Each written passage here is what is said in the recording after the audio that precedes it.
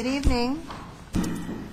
Welcome to the July 20th Troy City Council meeting, which is called to order at this time. We would ask that if you have a cell phone electronic device that you turn it off at this time. It causes a problem for our sound system. Thank you. This evening, we are pleased to have with us Pastor Jack Van Turek from Big Beaver United Methodist Church to provide us with an invocation. And I'm sure he's going to work something into his invocation about his outfit. I thought he should have an astronaut outfit on because it's July 20th. Anyway, the invocation will be followed by the Pledge of Allegiance. Please rise. Simply wanted to say that softball finals come at inopportune times, and my team impressed upon me the importance of being there right after the invocation tonight. And please remember that if you put a hyphen in between the E and the C of the word recreation, it becomes recreation. And we need to recreate ourselves in terms of knowing that we should rest and relax and have a good time. So that's what I'm going to do this evening as you all work, and thank you for your work. Let's bow our heads. Our gracious God, by whatever name we call you, we are thankful for the world in which you give to us. May we find rest and relaxation. May we find purpose in the work that we do, and may we find guidance through wisdom and through your providential care. We ask your blessings upon the proceedings this evening. We ask that your grace prevail, that justice be sought, and that fairness be a hallmark of the work that is done here tonight. In a world in which we celebrate today, 40 years after walking on the moon, let's proclaim the wisdom to be able to do our work with the same amount of great accomplishment in mind. We do pray in your name. Amen. Amen. I pledge allegiance to the flag of the United States of America and to the republic for which it stands, one nation, under God, indivisible, with liberty and justice for all. Thank you. Good luck to your team. Thank you. May we have the roll call, Mrs. Bartholomew? Mayor Schilling? Here. Councilmember Beltramini? Here. Broomfield? Here. Eisenbacher? Here. Fleming? Here. Howrlack? Kerwin? Here. Quorum present. This evening, we're going to begin with one of our very own. Robin Beltramini, Councilwoman Robin Beltramini, is president of the Michigan Municipal League, and she's going to give a presentation regarding an update of MML activities, which I'm sure that you will find enlightening and refreshing. So, Robin, thank you.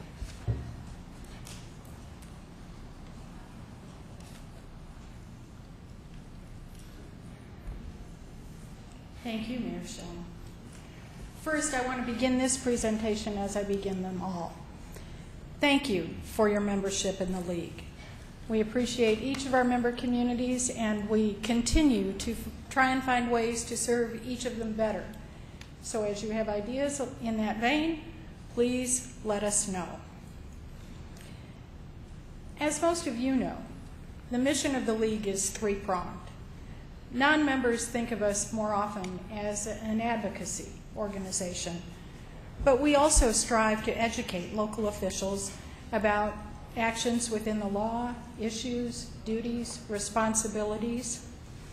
And the third prong is assistance, not only answering questions from individuals and communities, but our Information and Policy Research Division, our Legal Affairs. Lori Bloom sits on the Legal Defense Fund Board, our risk management services, the liability pool, those sorts of things, and our 60-odd affiliate organizations as well. As I click through the advocacy slides, I'll try and summarize the efforts. Since most of you get the email newsletters, you've seen my letters to the editor, you get the action alerts, you get the communication samples, I won't spend time on these slides other than to say that the efforts are not MMLs alone. To be successful, we have found that partnering with groups of similar shared interests is beneficial to all. So we have joined with groups as diverse as the Michigan Hospital Association, taxpayer groups, and transportation advocates, depending upon the issue. The current primary focus of our advocacy efforts is the prosperity agenda. And if any of you have gone to the website lately, within the last 5 months, you've seen this message. Baby boomers about to retire, millennials, new young professionals increasing their networking skills and their social networks want virtually the same thing. And we know that the segments of today's economy that are growing allow workers to live anywhere. Troy is well positioned to be prosperous and successful. Our prosperity agenda is research-based. We have learned from sources as diverse as Michigan Futures, CEOs for Cities, Zimmerman Vulcan Associates, and even Fast Company magazine that the desirability of a community has little to do with the tax rate, the structure, traffic congestion, or even the weather. It is about place. Therefore, our advocacy agenda is based on creating those places that will continue to attract and retain both millennials and boomers, because those two groups together make up 50% of the population. Transportation is huge, particularly transit. These are just a few of the partners we have joined for the Get Michigan Moving coalition. Additionally, we continue to rail, no pun intended, rail at the deplorable condition of Michigan's roadways. And we encourage our members and their citizens to answer the call to action. Legislators have told us that they want to hear from their constituents. So, call the Michigan Transportation Team's hotline, toll-free, at 888-719-3087. Enter your zip code and urge legislators to put $1.8 billion into the transportation system and create those estimated 46,000 jobs. Tackling the problems of existing roads and other infrastructure needs to come before greenfield development enablement. We advocate for a host of local tools and revenues. Again, all revert back to placemaking, attracting today's workers and retirees. Public safety and sustainability are key to building better communities and keeping people in Michigan. The prosperity agenda is the policy piece. The Center for 21st Century Communities, shorthanded at 21C3, is the grassroots action technical piece of what the League does these days. The 21C3 initiative is funded by a grant from the Michigan State Housing Development Authority and is focused on assisting our members in redesigning communities that attract and retain workers, families, and jobs in the 21st century. We're back to place. What we've learned through our research and the public policy forums of last year is that people choose to live, work, play, and raise a family in places that reflect their values, places that make them feel comfortable and safe, places that attract others just like them, where they feel special and appreciated, and those others also want to live, work, play, and learn. So, here is the matrix of elements necessary for a successful 21st century community.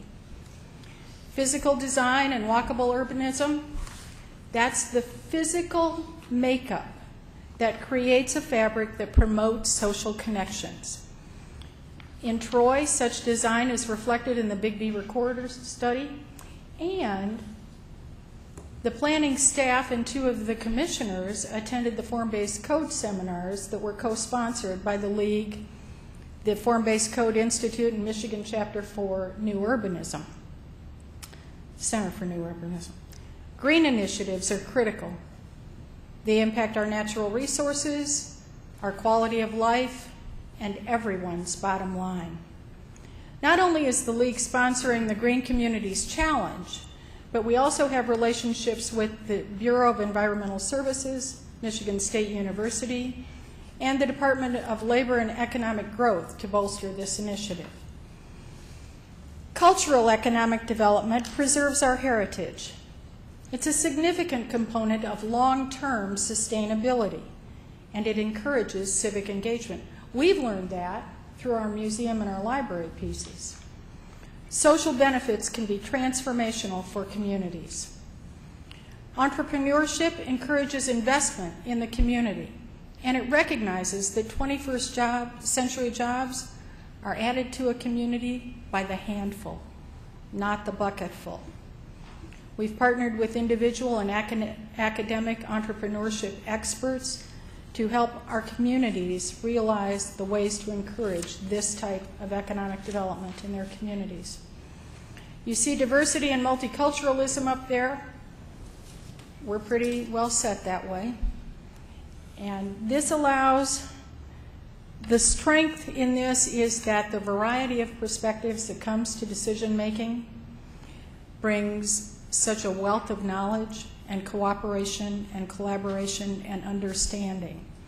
It attracts global workers. Those diverse communities will be successful in the 21st century. Messaging and technology allows those workers who can work from anywhere to collaborate from anywhere. Those of you who travel internationally, you know that's true. From a community standpoint, I will warn us, if we use that instead of a standard ad that's static, we no longer control the message. The message can change and be transformed beyond our reach, but it is a great way to reach younger citizens. Transit, not only roads, but bus systems, people movers of all kinds, bike trails, pathways, sidewalks, trolleys, trains. It's about creating multiple ways to move from point A to point B. And in metropolitan areas, we know that transit centers create huge economic growth. Education, K through 16. It's not about running a school system. This is about creating the synergy and cooperation between institutions of learning and the governing jurisdictions in which they are located. It is central to a knowledge-based economy. We started the K through 12 piece with a grant from NLC's Institute for Youth Education and Families. And then we partnered with the Michigan After School Program. The K through 16, or the higher ed piece, began with a presidential initiative. I appointed a town gown task force that was made up of college and university administrators and the elected officials and administrators of the communities in which those institutions were located. And the charge is to identify and recommend ways of best practices for leveraging those assets in the community. This diagram depicts ways to maximize the 21st century communities. Member outreach will encompass specifically designed seminars for our statewide conferences, elected officials academy, regional meetings, all targeting themes to attract the 21st century worker, family, and jobs. Additionally, we will work with individual communities or regions to spread their message, what each has to offer as a 21st century place. Speakers Bureau is an ongoing task. We have put together a group of experts for use in our league programs and to assist communities with those various elements. We're constantly adding to this list. Special Projects is exactly as noted. It will be available on an as-needed basis to all of our members. Technical Services, after the pilot programs are complete, we will have a rubric to assess and target issues in local communities and to recommend consultants. The Resource Clearinghouse will be a particularly useful tool as each of us faces dwindling revenues and increased expectations. It will be an interactive repository of best practices, lessons learned, suggested websites, videos, a real value for our membership dollar. Strategic Partnerships recognize that although we bring unique perspectives that are important, leveraging partnerships is crucial for if we are going to succeed in making Michigan a different kind of place. We continue to identify a diverse set of partner organizations, working closely with many of them. As your league, we are dreaming great dreams and working hard to make them come true, because we know if we do what we have always done, we will be where we have always been. Right now, Michigan and most of our local communities need to be in a far better place than we are. Working together, we have the opportunity to truly create better communities and a better Michigan. Thank you. I'll be happy to answer any questions. I've left brochures, both the 21C3 brochure and the services informational brochure with the mayor. There's a copy for each of you. If anybody has any questions, I'll take them. Other questions? Thank you. Thank you. And now we go to a presentation by Philip Quick. He is with the Library Technology Department, and he is going to talk about the 2009 World Book ALA Information Literacy Goal It's a Award. mouthful. Right? Yes. Thank you. Thank you. Thank you, Mayor Schilling, and the rest of your honorable body for giving me a few minutes tonight. As the mayor mentioned, my name is Philip Quick. I'm the head of the library's technology department. And I've sat on your side of the table as a councilman for 4 years in my own community in Hamtramck, and I know the enormous tasks that you face, and especially in these hard times. And I'm glad to be able to present to you some good news today about our library and about our community. The Troy Public Library has won the 2009 Information Literacy Goal Award, sponsored by World Book, that you probably know is the makers of, the publishers of encyclopedias, and the American Library Association. The award was presented to my boss, the library director, Kathy Russ, last week on Tuesday at the Library Association conference in Chicago. This is an impressive accomplishment. This is the first year that World Book has offered such an award. They gave it to one school district, the Central School District in Brockport, New York, and to one public library, the Troy Public Library. Ours was the only public library in the nation to receive such an award. So I'm bragging a bit, but I also want to thank the council and the city for supporting the library and putting us in a position to win such an award. This is designed to encourage innovative and effective information literacy programs by providing the library startup funding of $5,000. The program for which we received this award is called Information Literacy for the Job Seeker. Designed for Troy residents, this program will help those in our community who have low computer skills to improve those skills and to help them prepare to find jobs today in an increasingly electronic world when most of the job postings are electronic or computer-based. The training we will do will be comprehensive and intensive. It will be 2 weeks with about 16 to 20 hours of hands-on classroom time per week. The training will be limited to 16 students at a time, the maximum attendance in the library's classroom, leaving plenty of time for one-on-one instruction and hands-on instruction with library staff. We plan on offering this training 3 times over the fall of 2009 and the winter of 2010, which means that 48 Troy residents will receive expert instruction, giving them the information literacy skills necessary to succeed today. Students will learn how information is organized and how job postings are handled electronically. They'll learn how to create electronic resumes, profiles, email accounts to communicate better with prospective employers, and they'll learn how to search job sites. They'll also include a comprehensive workbook entitled How to Job Search Electronically. Every day, the library staff helps Troy residents to develop the computer skills necessary to find employment. To meet that need over the years, we've developed a very successful series of public computer classes which attract over 1,500 residents a year. These classes are going to form the basis for our new program. Though the library's technology department staff will do the bulk of the instruction, we plan on partnering with other institutions and organizations where appropriate, including such organizations as Michigan Works or Walsh University. And we hope to be able to bring in guest speakers and trainers on specific topics. We all know the tremendous need in our community for programs that help our residents to find jobs.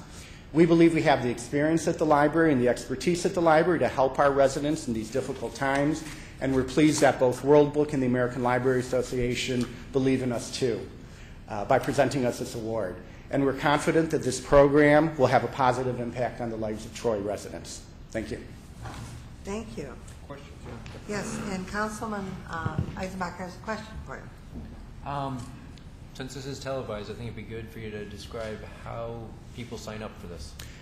Well, that's still in the to be worked out stage. We will be having some type of an application process to make sure that people have both the necessary, the needs and the commitment to this program.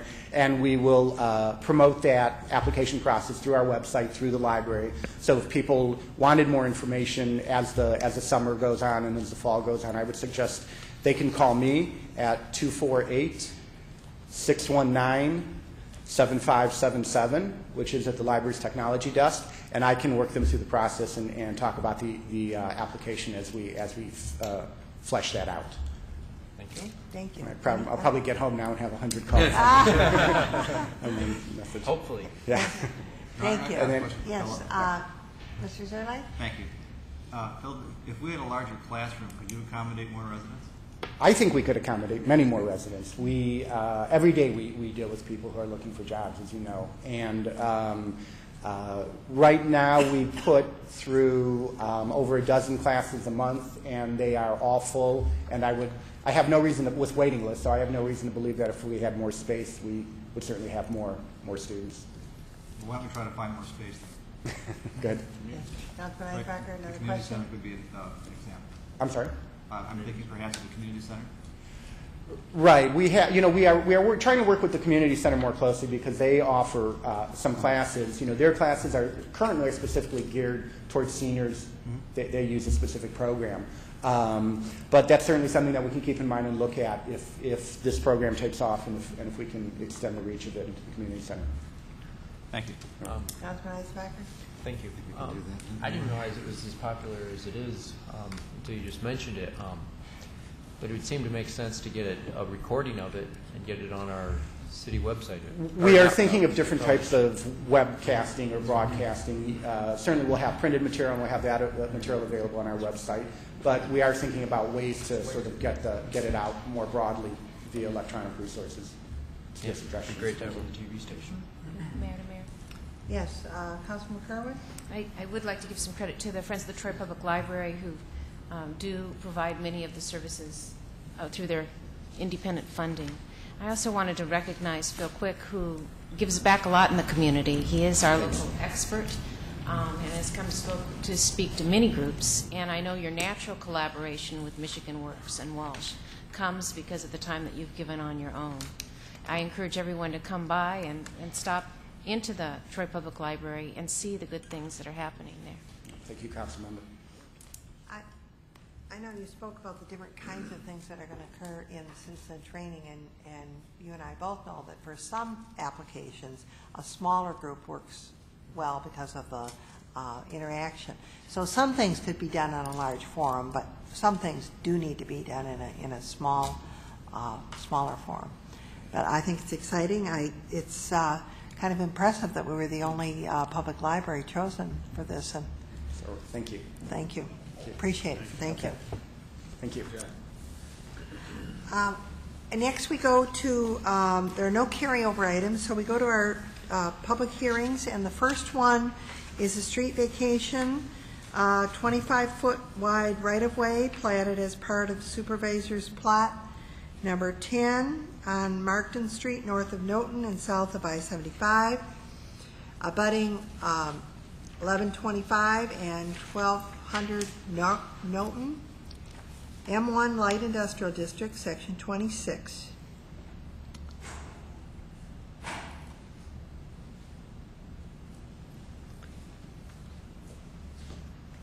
And Mr. Miller will present for staff. Thank you, Madam Mayor, members of council. As you noted, this is a public hearing for a street vacation. And just to give you an idea of where the property is located, is directly south of I-75, I should say where the public rights-of-way located. It is east of Rochester Road, right before Rochester Road splits off and Stevenson Highway starts. And it's off of the subject piece of property, or I should say the public rights-of-way, is 25 feet in width. It's 200 feet in length. It was originally platted in Supervisor's Plat number 10. It is north of Naughton, south of I-75, and it abuts 1125 and 1200 Naughton. The subject property, if vacated, will be split down the middle and assigned to each of those abutting pieces of property, because this rights-of-way was created in that plat when these properties were created. I have a couple aerial photography showing the subject right-of-way. As you can see, it leads basically to nowhere. When I-75 came through, it really made this an obsolete right-of-way. But I will note that we will need to retain easements for public utilities, and the resolution does that, which will then be recorded with the Register of Deeds, so it will be known in the future through the title work.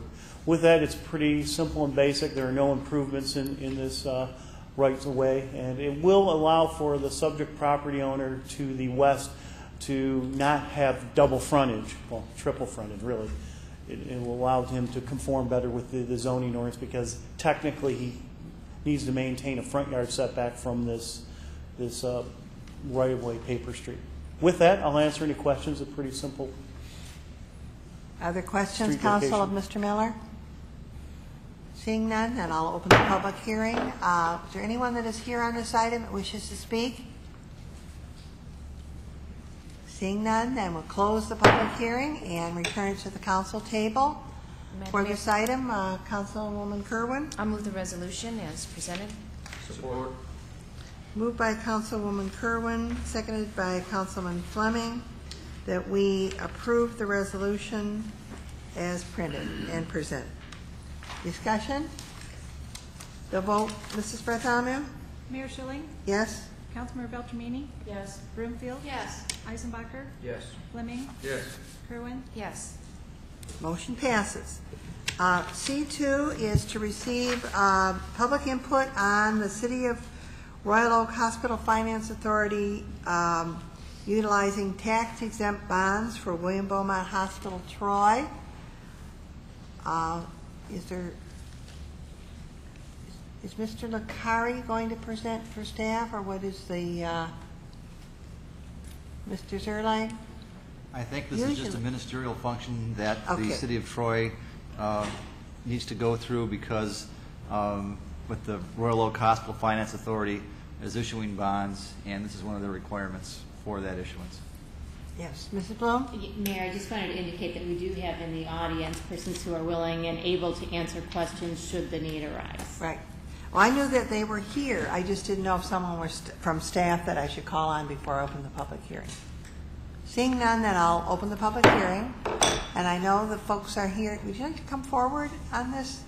Sure. And I don't know that we'll have questions, but please give us your names and tell us. I'm Dennis Herrick. I'm the Assistant Chief Financial Officer for Beaumont Hospital. Yes. Hi, I'm Lisa Hagan. I'm an attorney with Miller Canfield, and we're serving as bond counsel for the Beaumont Hospital. Yes. All right. Thank you. Counsel, do you have questions? We received all the data. We've gone through this procedure before with you folks. I don't know that they'll have any more information, but we thought we'd give you the opportunity. No? All right, thank you. Thank you. Is there anyone else that is here on this item that wishes to speak? If not, then we'll close the public hearing and return it to the council table for a resolution. Councilman Fleming? I would move the resolution as printed. Second. Moved by Councilman Fleming, seconded by Councilwoman Beltramini, that we approve the resolution as presented. Discussion of the item. The vote, Mrs. Bartholomew? Councilmember Beltramini? Yes. Broomfield? Yes. Eisenbacher? Yes. Fleming? Yes. Kerwin? Yes. Mayor Schilling? Yes.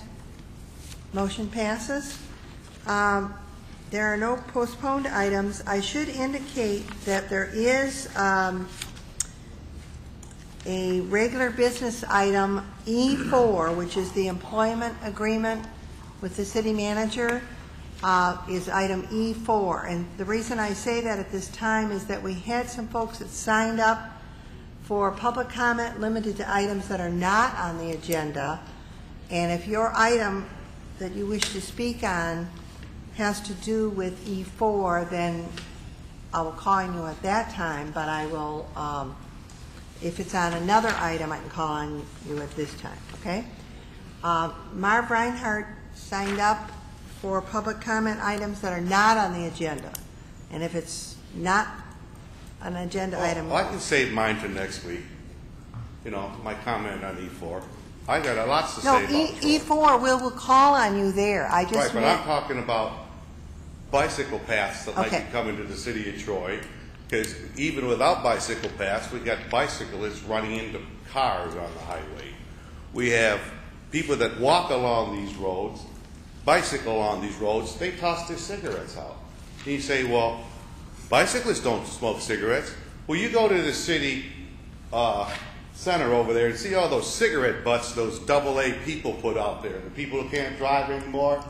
Makes our city look like trash, because apparently how you guys are doing, you're like the Troy of old, trash city. Also, about our students from Old Troy High School, I'm surprised it's not bragging about Old Troy High School. We have students that actually work on that Apollo program, but our school system don't know about that because they don't care about the kids. Okay, they don't. Because they would know every time one of our kids succeed like that to tell everybody in the city, since they brag about our kids so smart, and then we're going to teach our kids simple stuff that second graders know, how to make an email account, how to do this, how to find a job. Our school is supposed to produce kids smart enough that the jobs look for them, not our kids are beggars. I don't know what happens to our school system. They can't find our trophies. Also, I won't comment on that Michigan League thing, but all I know that you're talking about green. This city has nothing to know about green. I have tried to get over $2 million worth of grants to this city for green, and the organizations, the Republican Party, the Democratic Party, your garden clubs, Boy Scouts, Girl Scouts, they don't want to help me get these grants. I can't really represent these groups, but the city, the presentation, that sounds like all tax money. And I agree with the mayor. We should tax these people in Troy more. Because if we don't do it, Obama will. Because if you look at that cap and trade, it's coming down.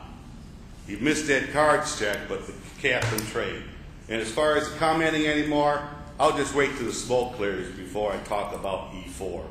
Because, like I mentioned to the other guy, you better find another job. Because this year, things be different. So you guys have a nice time. I'll let these guys talk, but it's like those teabaggers. You never find them unless in big groups somewhere. Take care. Okay. Mr. Savage, you signed up. Is it on an item that is not an agenda item?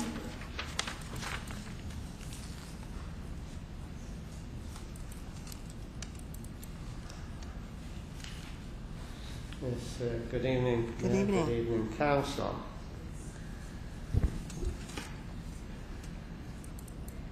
The main object of government is to spend taxpayer money. We've all heard this saying many times.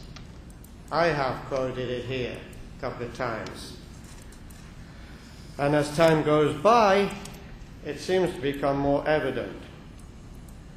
We have just completed a procedure to hire or rehire a city manager. At a meeting in March, a resolution was on the agenda to name an acting city manager. Assistant Manager Murphy was nominated but failed the vote. Assistant Manager Lamorato was nominated but also failed the vote. Mr. Zerlak's name was brought to the table, but as there was no information available, no action was taken. This is as I recall. There appeared to be a breach of procedure right there because the agenda called for the assistant manager to be named that night. 3 years ago, when Mr. Zerlak quit, Mr. Lamorato took over while council selected a new manager through a search process that cost about $30,000. The transition 3 years ago seemed to go very smooth, even though there were many projects going on at that time, one of them being the Monarch project, which was a very busy time. And there were many other projects. Our agendas at that time were thick. And the parking lot at the meetings were pretty full. And also, that was when all the city departments were at full strength. So we had a lot of people for the assistant managers to take care of. And I'm wondering, is it coincidence that while Mr. Nelson was here, most of the council meetings ended on time, and I don't recall any contentious issues. In the last 3 to 4 months, council has flip-flopped on whether they wanted to use the search procedure or not. Eventually, the search procedure was used at a cost, I'm estimating now, at a cost of $30,000, about $30,000. And then the procedure was totally discarded by doing what apparently the majority of council intended to do right from the start. We are experiencing tough economic times, and no one knows the city's economic picture better than Mr. Lamorato. The council had, at that time, had the chance to leave Mr. Lamorato and Mr. Murphy running the city as they did 3 years ago when things were very busy. Now the city is downsized. We had the chance to leave the position of city manager open, thus saving a minimum of $100,000 a year in salary. And I base that figure on, I think at the time Mr. Nelson took over, it was over that, but this is why I'm saying minimum of $100,000. I think Mr. Nelson was probably getting a little more than that, but maybe not much. I would believe that the city manager's secretary would be proficient enough to do the paper shuffling in the absence of a city manager. And this would indicate to all city workers that you are not just cutting jobs at the bottom, but you are willing to cut out the top job. This would also have saved time and effort and about $30,000 for the search. But you didn't do that. And so I amend my first comment to the object of government is to waste taxpayer money. I would like to make it clear that I've never done, and I do not now, direct any of my comments at any person, whether it be council or staff. But my comments have been and will continue to be on the issues, and especially when it involves community tax money. I commend you all for your service and dedication to this city.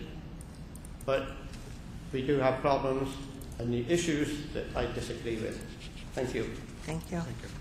Audrey Zambrowski, are your comments on item not on the agenda? Thank you.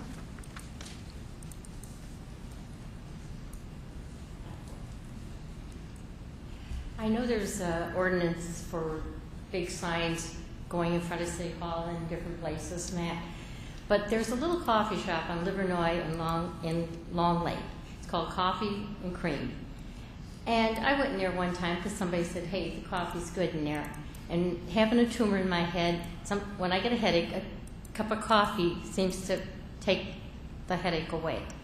Well, I went in there this time and met the owner and introduced myself and everything. And he's kind enough to ask me if he was going to put money out for anybody because people leave tips. And he said, we don't have any waitresses. They just leave money. I said, well, I'd go with this committee. And then he had another committee and that.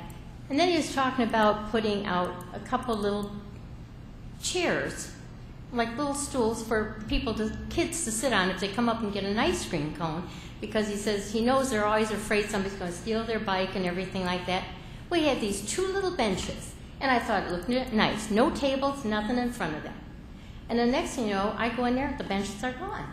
And I said, what happened? He brings out 3 papers. He says, it's an ordinance. I have to go to the city, get a permit to put them because they told me that this is a place to eat. This man put them there for the kids to have an ice cream cone so they could watch their bikes because there were no place to put bikes. He was even looking how to put up a bike rack for kids. And we have this taken away from somebody that comes in and wants to do something for the city with a little business. This doesn't make sense to me. Plus another one, and I know, Mayor, you were on Big Beaver the other day when they had music and that, and the Gateway Deli over there brought out some stuff and that. And the owner over at the Gateway on Long Lake and Livernois heard about it. And he said, the mayor was there and even went in there and said, oh, there's another one opened up. And they don't have a sign up. And so he put a sign up to say, Gateway Deli, open now. And by golly, they came by and told him to take it down. He has to have an ordinance to put that up. Now, you know what? Either we go for signs or we don't go for signs. We can't make up our mind here sometimes.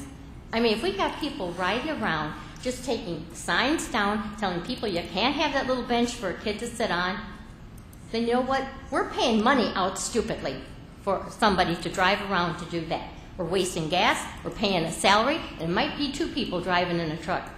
I don't think we need to waste money like that. But I think we ought to look into it.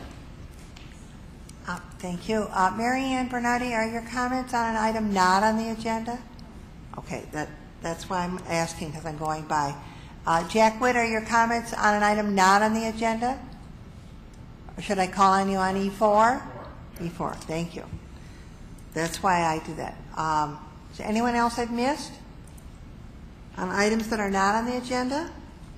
All right, then we'll go on with regular business. And because we had 2 folks indicate that they wish to speak on E4, we'll go to E4 as is our usual procedure for E4 is a resolution that says, resolve the Troy City Council hereby approves the attached employment agreement between the City of Troy and City Manager A. John Zerlag and authorizes the mayor and the city clerk to execute the document on behalf of the City of Troy. A copy of the employment agreement shall be attached to the original minutes of the meeting. That is the item here. And so therefore I will call on those that have signed up for this item before we have a resolution. So Mary Ann Bernardi.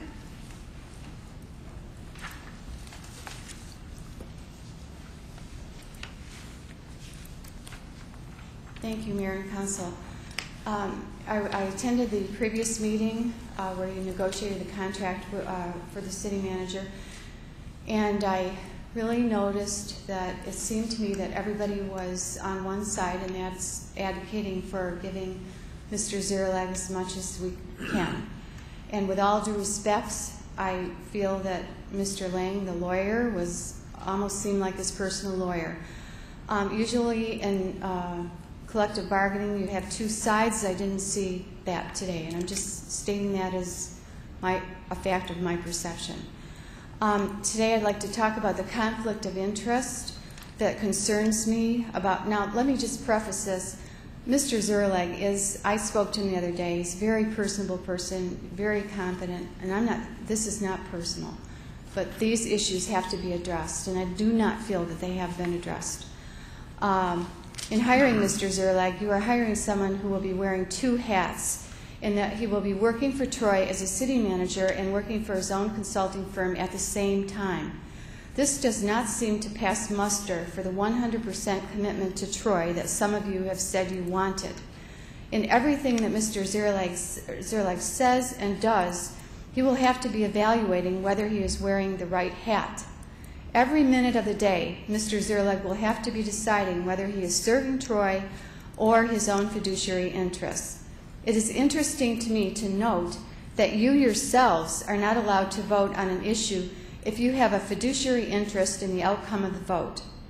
And yet, you are hiring a city manager who does have a fiduciary interest in his own private business, which has to do with municipalities. It seems to fly in the face of what has always been expected in Troy and elsewhere. In his day-to-day contact with department heads in Troy and outside of Troy, Mr. Zerleg would be in a position of much influence. This worries me, since he is working for profit for his own company at the same time, although not in the same hour. He may find it necessary to act contrary to his own private financial gain on many occasions. This is too much to expect of almost anyone. You are putting Troy and Mr. Zerleg in an unthinkable position. In the contract, I noted that there is no direct enforcement of Section 3 that deals minimally with a conflict of interest issue. Mr. Zerleg has said that he would not be paid if Troy was involved in any deal, but that seems very unrealistic to me. If he does not get paid, how about consultants that he might hire? Would they get paid?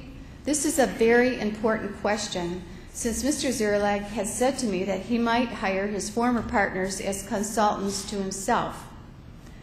Mr. Zerleg saying that his simultaneous involvement in his private firm is a non-issue does not make it a non-issue. And just because it is allowable does not assure that it is good for Troy. Even having a much esteemed partner, as he does now, it does not assure that it is good for Troy. I think that many lines have been crossed here, both in appointing someone who has not even applied for the position when others have been required to do so, and in selecting someone who brings with him an inescapable conflict of interest, and in considering such an outlandishly high compensation package, which the total package, including all the different numbers, will come to about $228,000. That's too much in these times. In these times, it's far, far too much. And Mr. Jack Witt?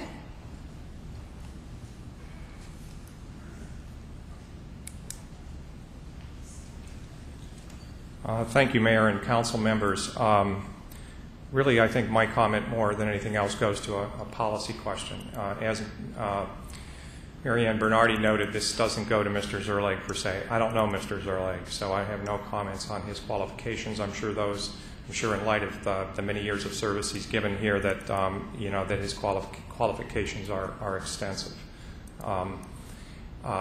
I do though echo first of all the comments of the earlier gentleman concerning the process, and the comments of Ms. Bernardi concerning the potential conflict of interest. And I will also note that there was some emphasis in filling the position that there was a desire to have somebody living in the community available to be in the community full time, meaning not just here at the City Hall building. My comment goes to something else, and it goes to, like I say, a policy issue really, and that is the issue of the pension. Ms. Bernardi mentioned the number of 228 or thereabouts. That by the way, is compensation, as I understand it, compensation plus a deferred compensation contribution by the city, I assume fully vested immediately, about $5,000 in auto expense, and what I understand to be $75,000 in currently paid a retirement annuity. Now, in my view, it's absolutely inconsistent to say an individual is an employee of an entity, of an employer, and also a retiree of the employer at the same time. For that reason, most plans will provide specifically that if an individual who has retired under a traditional defined benefit pension plan and is receiving a benefit, also a periodic benefit, sometimes called an annuity, sometimes called a pension payment, that individual, if they're reemployed on a full-time regular basis, that individual's pension payment is suspended. It's not lost, but it's suspended. The reason for that is it's, as they say, totally inconsistent with the notion of being an employee, full-time, ongoing, and retired and receiving a payment. It also questions the purpose of the pension plan to allow such an arrangement. As I say, that's why in many plans, certainly in the private sector, where I worked for quite a few large companies, including Ford Motor Company and Kmart Corporation and a number in between, the plan document will provide that such an effect can't be achieved. That's also true in many cases in the public sector. Certainly in my experience with some large public entities where I've been the HR officer. And there's a reason for it. Now, I don't, of course, begrudge Mr. Zerlake seeking to achieve such an effect. I can understand why, but quite frankly, this is different than a situation where an individual has received a pension from another entity and then has come back. Nor is it meaningful to suggest that he's not going to accrue any more benefit under the plan, because it's totally inconsistent to say I'm retired and I'm going to accrue a benefit, because employees accrue benefits, not retirees. It's also not meaningful to suggest he won't receive a benefit under the defined contribution plan. Again, employees receive that, retirees don't. So I think this is a real problem, because the other point, finally, with regard to this is it's also not meaningful to suggest that, well, this has already been funded. The fact is, under what is found in most plans and what as I say, in my view is appropriate, future costs to the plan, meaning funding obligations, would be reduced by the fact that the current individual enjoying the plan has their benefits suspended. So I think, again, it's a policy issue. Because the plan document, I've never seen the plan document, but I assume it doesn't address this issue. To the extent it doesn't address it, I urge you to consider it, because I think it's a problem, particularly in the case of a public entity. I think it's a problem in terms of the public response to this kind of thing, and I realize public entities are in the limelight, and that is a challenge for all of you. So I urge you to consider that, especially in light of, in the event someday there's a need to go to the taxpayers or to go to the employees with respect to costs or concessions. Thanks. Thank you. Is there anyone else that's here on E4? Yes, Mrs. Werpeskinski?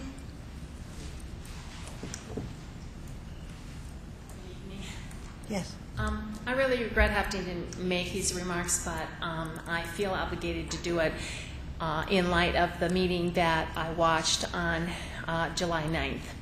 I was really disappointed with my policymakers, and I'd like to say a little background that in being somewhat active in the community and going to the Futuring kickoff and listening to the reports that came back from the Futuring committees, one of the major things that was repeated all along was distrust with the government. And this business of choosing a city manager certainly highlighted why the citizenry is distrustful of the city government. And in light of that, I did go to the community center and meet the candidates. Our gracious city attorney, made a great effort to introduce the candidates to the audience and engage them in conversation so we could know these candidates and talk to them personally.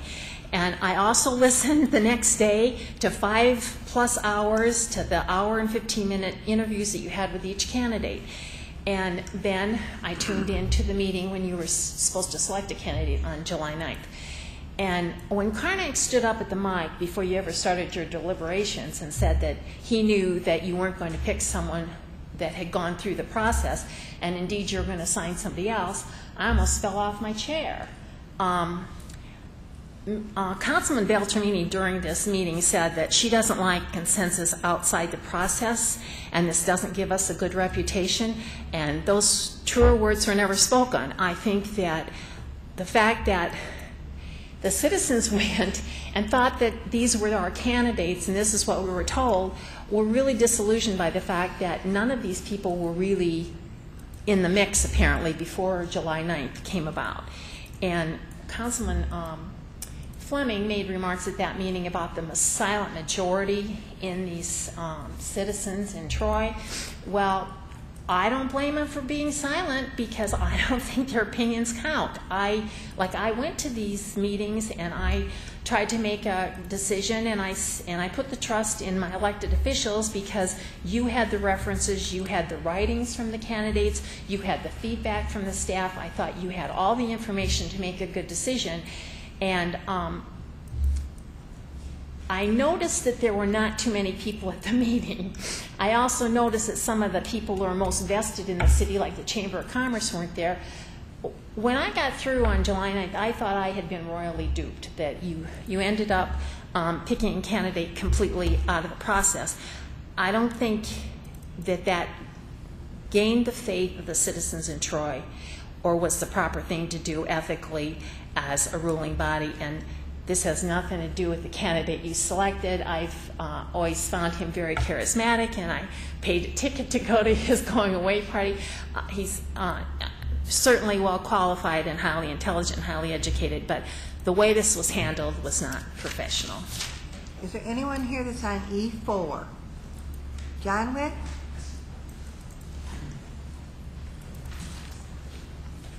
Good evening, Mayor and Council.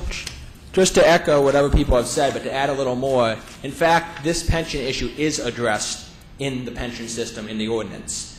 If you look at the memo that City Attorney Bloom dated July 16th, it explicitly says, since Mr. Zerlag is a retiree and also an employee, he is required under the current ordinance, Chapter 10, Section 42, to have his pension suspended. It doesn't get any clearer than that. This is the ruling of your own city attorney that Mr. Zerlag may not keep his pension. Mr. Witt, I need to interrupt you. There's been a memo since that declaration, and there is specific language in the agreement. Okay. Well, even if there isn't language in the agreement, and even she does go on to say if there's some way Mr. Zerlag could be exempted from re-entering the retirement system, there may be some theoretical way he can keep his pension. Essentially, though, what we're telling the residents and the taxpayers of Troy is we're going to allow an employee to basically circumvent the rules, go against the intention of the pension ordinance, basically so they can get as much money from the taxpayers and the residents as possible. I'm just asking the City Council tonight, is that the message they want to send? That we're basically going to allow an employee to get an extra $75,000 from the taxpayers by circumventing the rules and going against the intent of the pension ordinance. And the question becomes, how much longer are we going to allow this to continue? Are we going to allow all sorts of employees and employment contracts to circumvent the intent of city ordinances? That is not the way to go. It's unfair to the residents, and it just makes a complete sham of the pension ordinances. Thank you. We will address that matter when we discuss the item here at the council table. Is there anyone else that wishes to speak on this item? Mrs. Bloom, would you care to give us your input now, and then I'm going to call on Mr. Lang for the language that is in the contract with regard to that matter? Mayor, I would just indicate that at the time that the memo was written, that there was a different contract which was being proposed, and that contract would have had Mr. Zerlag as a member of a City of Troy retirement plan, and that certainly would have required an ordinance amendment. So since the contract has been subsequently revised, that provision is no longer in play. Thank you. Mr. Lang? I think there's a number of things that I'd like you to clarify after residents spoke, because there's some matters that need to be clear for the general public. All right, Madam Mayor, let's first address this last issue. I don't know if that gentleman is a member of the State Bar, but under the contract, the employees' retirement system, as Ms. Bloom spoke to a member a minute ago, a member is an employee who's included in the membership of the retirement system. Mr. Zerlag will not be a member in the retirement system. As part of the negotiations, he has agreed to exclude himself from participation in the retirement system. He shall not accrue pension benefits for services rendered to the city pursuant to this agreement that you are considering this evening, either under the city's defined benefit or defined contribution plan. Under the circumstances, Ms. Bloom's opinion and mine as well is that the provision of the employee's retirement system that requires suspension of a pension does not come into play. He's not receiving a pension in terms of accruing a pension for future service in this position. He will neither participate in the DB or the DC plan, so that provision does not come into play and is not a problem in the contract. Are there other issues I can address for council at this moment? Council, are there any other items you wish Mr. Lang to? Yes, Councilwoman Broomfield. Thank you. Mr. Lang, in our previous meeting you shared with us some examples off the top of your head where employees have retired from an organization and then returned as a full-time employee, receiving both their pension and a salary. Yes. Would you, for those that were not at that meeting as well as those watching, could you share those examples with us again? Yes. It's interesting. I know of several occasions where individuals have retired and go on to serve in the public sector and not only draw their pension but then continue to receive a salary that was commensurate for their experience and their position in a community. I'm aware of several of my clients in the public sector, townships, cities on the east side, and the city of St. Clair Shores for one. The former police chief is now retired, is employed in Shelby Township.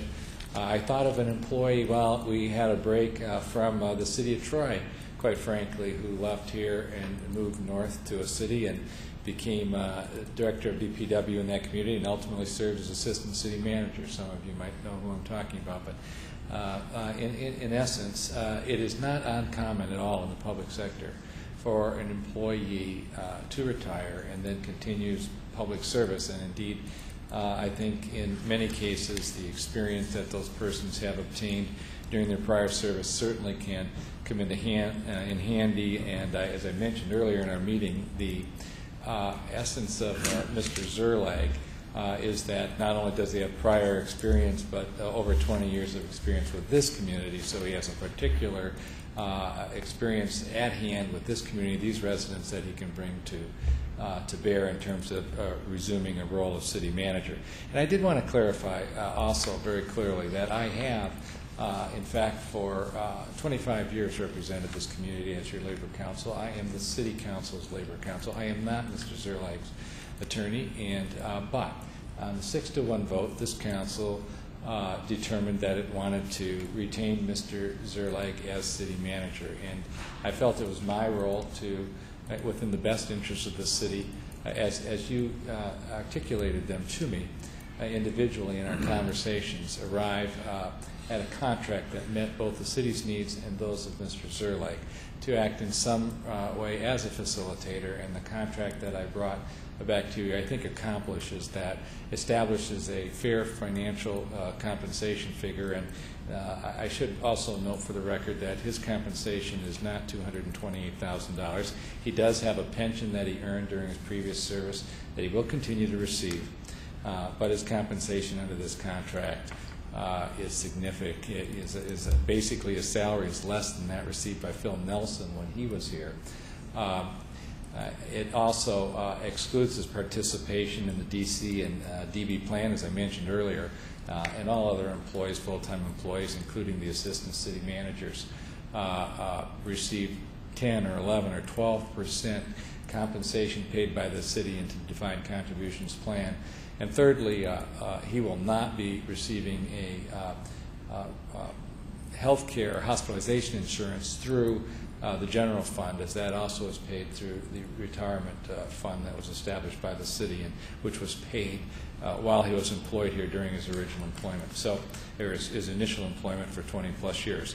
So in essence, and also I think I mentioned to you in our last meeting, in terms of external internal comparabilities, looking at city managers and surrounding communities, looking at the pay of assistant city managers, the compensation provided to Mr. Zerlake appears to be reasonable and meet a level of reasonableness as one would expect to find in terms of those external and internal comparables. Council, are there any other questions for Mr. Lang at this point? Thank you. Yes, Councilwoman Broomfield, do you have a question? This isn't a question as much as it is to also confirm with those listening as well as the TV that Mr. Lang did contact all of us, as I understand. I know he contacted me over this last week. He made every effort to explore and assess what I was looking for in terms of a contract. So in sharing that, yes, you did represent me. I can't speak for the others, but you did a good job of representing me and going back to Mr. Zerlag and working with us on that, and I appreciate it. And I also appreciate the numbers that you brought forward, the external numbers of other city managers in the area as well as our internal numbers, because that's hard data, and I think you can take that hard data and you can arrive at a good decision because you're looking at raw facts, not assumptions. So thank you so much. Thank you very much, Councilman Broomfield. Any others? Yes, Councilman Kerwin? Was this a question for Mr. Lang? It is, Yeah. and an observation, I think. You've brought up a few points about those retirees who then have been hired back by the same government from which they retired, whether it be at the local level or at the school level, county, at the state level. I think, did you not? I did. Yes. It is a question of public policy. I am troubled. I've voiced this before on a public policy issue. I think it is troubling. This is a negotiated agreement.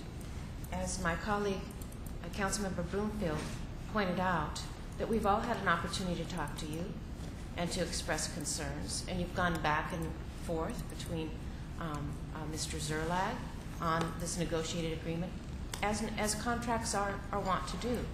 So it may not be perfect for any of the parties or for those of us sitting here, but we have had an opportunity to meet as a group about it, to think about it individually, to discuss about it here tonight, and I appreciate that opportunity. Thank you. Others? We have a resolution that has been provided us at the bottom of Mrs. Bloom's memo of the contract, and then we can have discussion. We need a resolution on the table. Your Honor? It is, yeah, oh, excuse me. Mr. I'm sorry, Zerline? but before you discuss this further, I'd like to give the City Council, as well as those persons in the audience, a better zone of comfort on the consulting issue. Number one, it's not uncommon for city managers to have in an employment agreement between themselves and the governing body a clause that allows a manager to teach or lecture or consult. In fact, in the city of Troy, I have 2 exempt employees that are direct reports that have an application to consult that is renewed every year. And so what I would do is pull their application, find out what they had done the previous year, and then if they wish to renew it, they'll ask again. I would go one step further than that in the agreement that we have, is that if I had a potential client, I would advise you first, and if you thought there was an issue with it, I wouldn't have that client. Yes, and we had discussed that in the 6 o'clock meeting when we, but I appreciate you bringing forward that again. Thank you. Thank you. Could we have a resolution? Councilman Beltramini? Resolved that the Troy City Council approves the attached employment agreement between the City of Troy and City Manager A. John Zerlag, and authorizes the mayor and the city clerk to execute the document on behalf of the City of Troy. A copy of the employment agreement shall be attached to the original minutes of this meeting. Support. Moved by Councilwoman Beltramini, seconded by Councilwoman Broomfield, that we approve the resolution as printed and read. Discussion? Madam. Councilwoman Kerwin? Thank you, Madam Mayor. There were some public comments earlier about the planning of this, I suppose. And what I'd really like to stress is no one had any idea that the economy would be in the place it is now. It happened suddenly. It's been a tsunami, and it's hit us. And I think that we have come to realize, even in the course of these last 6 months, the need to move sure-footedly forward.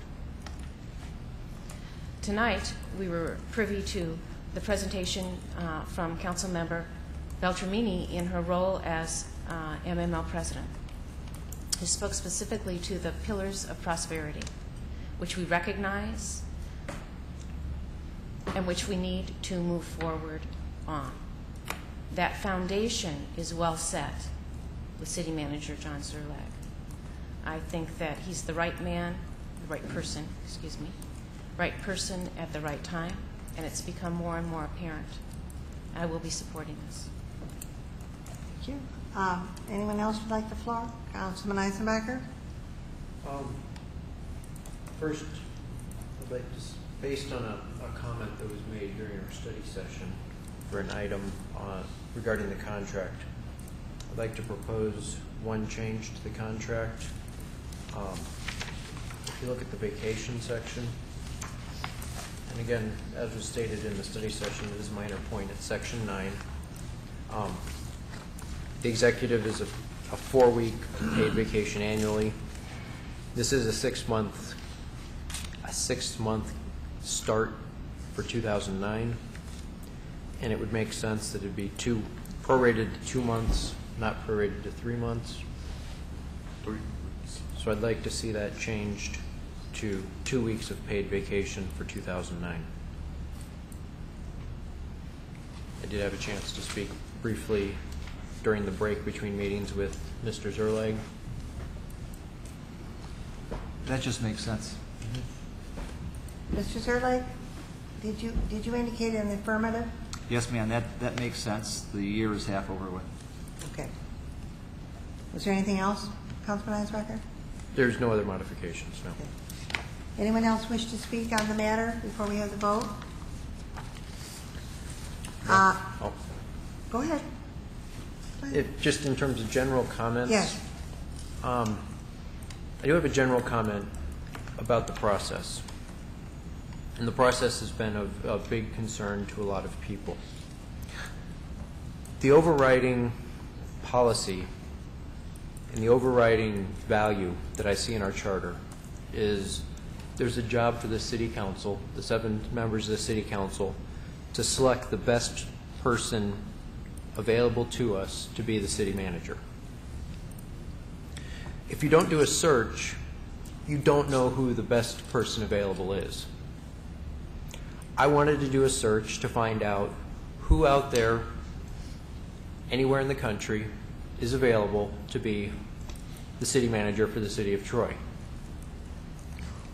When the list of finalists and the interviews came back, in my opinion, Mr. Zerleg was a superior candidate. I can't speak for my colleagues, but I believe their votes indicated their feelings on the exact same manner. I don't believe that doing the search process was in any way a waste of time unless you have the ability to see the future and to see that the people that applied for the job weren't as good as what we had with Mr. Zerleg. We could have saved $30,000, somewhere in the area of $20,000, $30,000, if the 7 of us had been able to see the future. But none of us have that ability. And again, our job is to select the best person possible. I believe with Mr. Zerleg, we are selecting the best person that we know of. I appreciate your comments, Councilman Eisenbacher. Going through the process and evaluating the folks that applied gave this city council an opportunity to view those people and to also look at the qualifications of people that we already have within the city of Troy.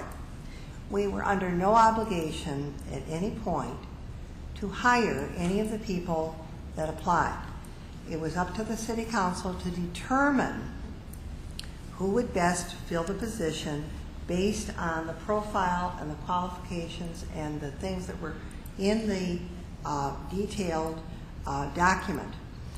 And as we had all that information, went through the interviews, went through the discussion process, a process evolved where we each individually came to the conclusion that John Zerleg possesses the qualifications, the skill, the necessary work ethic, and the qualities as an individual that we expect as a city manager here in the city of Troy.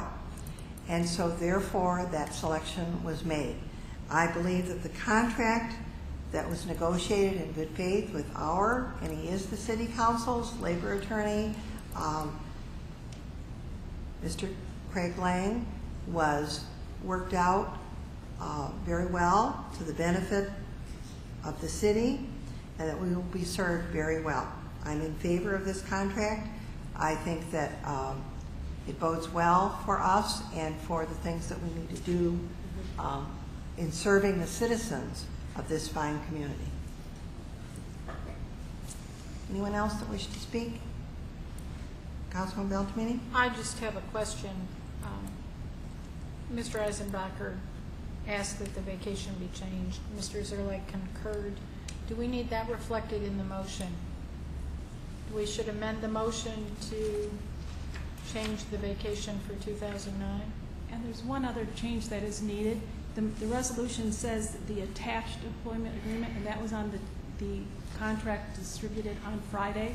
The table tonight received a new contract, so that wording does need to be changed as well. I would make those amendments to my own motion. Do we have a second? Support.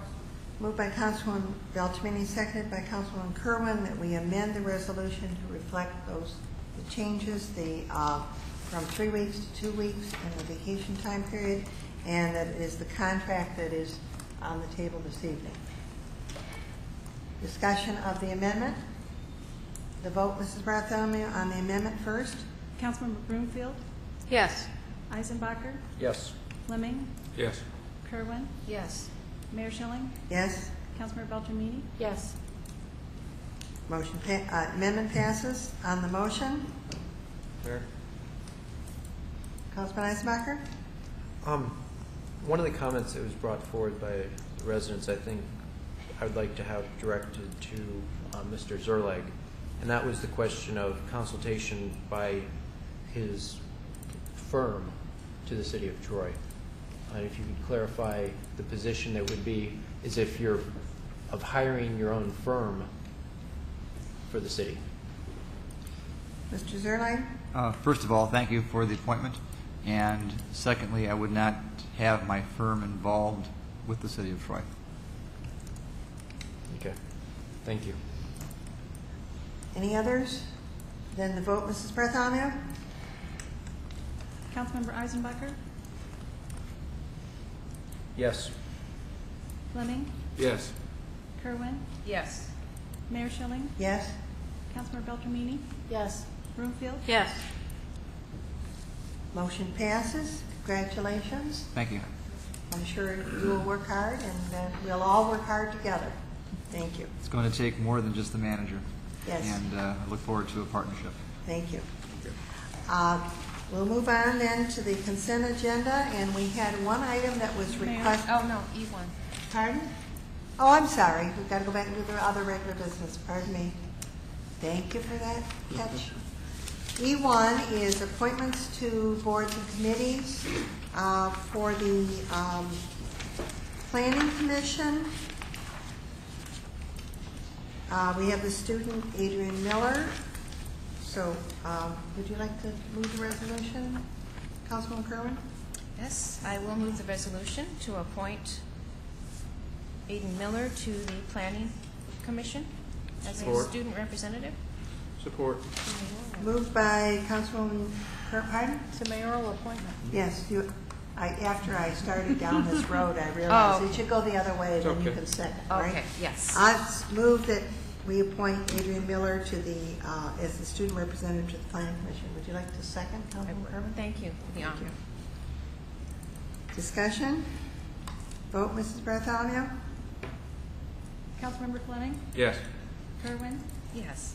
Mayor Schilling? Yes. Councilmember Beltramini? Yes. Broomfield? Yes. Eisenbacher? Yes. Motion passes. Now we're coming to city council appointments. Mayor, Councilman Eisbacher? I will move the resolution as presented in the agenda. Support. Moved by Councilman Eisenbacher, seconded by Councilwoman Kerwin, that we appoint the students to the committees as in the agenda. Do you wish me to read the names, Mrs. Bartholomew? Is that sufficient? No, since they're printed in the agenda, it's not necessary. Okay, thank you. And one is not a student, Kevin Lindsay for the Historical Commission. Vote, Mrs. Bartholomew? Councilmember Kerwin? Yes. Mayor Schilling? Yes. Councilmember Beltramini? Yes. Broomfield? Yes. Eisenbacher? Yes. Fleming? Yes. Motion passes. I will have a name for the Downtown Development Authority at our next meeting. Someone who I was going to ask preferred not to have a morning meeting but an evening. So I will select from one of the other people and have that brought forward. City Council nominations. We have students and youth council.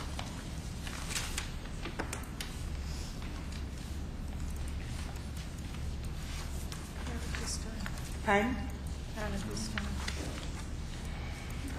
Does anyone have any at this time? We haven't received word from the Parks and Rec. We don't have we can't do Parks and Rec because they haven't had their meeting yet at the school board where they choose their member.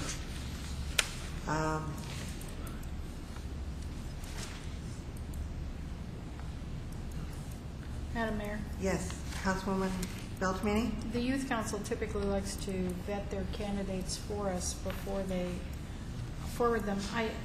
So I would like to wait on that. I have a question on the information sent from the clerk's office on the Downtown Development Authority. This document shows Michelle Hodges as an in-district representative. I believe she's at large. No, she is not. She's in not in district district. because of her position. Mr. Murphy, would you clarify that? I don't believe Is she so. at large? Maybe that's, I'm unclear. Thank you, Mayor, members of council. She is considered an in-district member. As a member, the president of the